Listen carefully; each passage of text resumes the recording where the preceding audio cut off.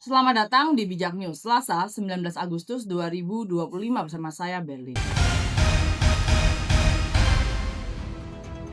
Informasi pertama, Wakil Ketua DPR RI, Sufmi Dasko Ahmad, mendukung langkah Presiden Prabowo Subianto yang menghapus Tantim bagi Dewan Komisaris BUMN demi efisiensi. Menurutnya, kebijakan ini bisa menghemat 17 hingga 18 triliun. Memang Tantimnya ditiadakan, dan itu kalau saya tidak salah ada penghematan sekitar 17 hingga 18 triliun, kata Dasko di Senayan. Prabowo sebelumnya mengkritik adanya komisaris yang hanya rapat sebulan sekali, namun menerima Tantim hingga 40 miliar setahun. Ia menegaskan komisaris BUMN maksimal hanya 6 orang tanpa Tantim dan harus memberi keuntungan nyata bagi perusahaan. Untungnya harus untung bener, jangan untung akal-akalan, tegasnya. Sementara itu, CEO BPI Danantara Rosan Roslani menyebut kebijakan ini secara konservatif bisa menghemat 8 triliun per tahun. Lebih lanjut, Wakil Ketua Komisi 4 DPR Andre Rosiade menambahkan bahwa pengelolaan BUMN kini resmi di bawah Danantara sesuai Undang-Undang Nomor 1 2025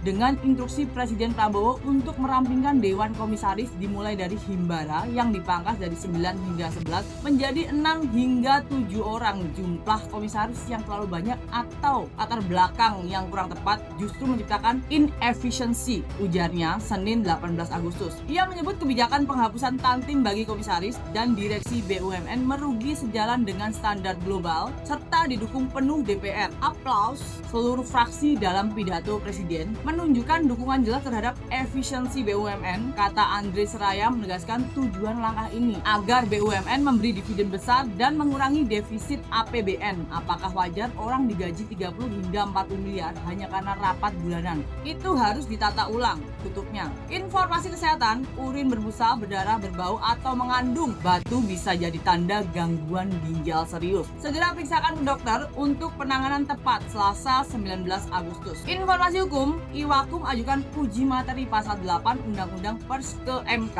nilai norma multitafsir dan rentan kriminalisasi wartawan, minta kepastian perlindungan hukum jelas. Selasa 19 Agustus. Informasi daerah, Gubernur Malut Serli Tejoanda viral usai mengibarkan merah putih pada Minggu 17 Agustus di dasar laut pakai kostum mermaid, soroti laut Indonesia dan tuai pujian publik. Informasi luar negeri, Forum Budaya ASEAN 2025 di Cina pada Selasa 19 Agustus membahas tentang pelestarian warisan pembangunan berkelanjutan dan integrasi AI, AR, VR serta Big Data dalam museum. Sampai bertemu lagi di informasi bijak berikutnya.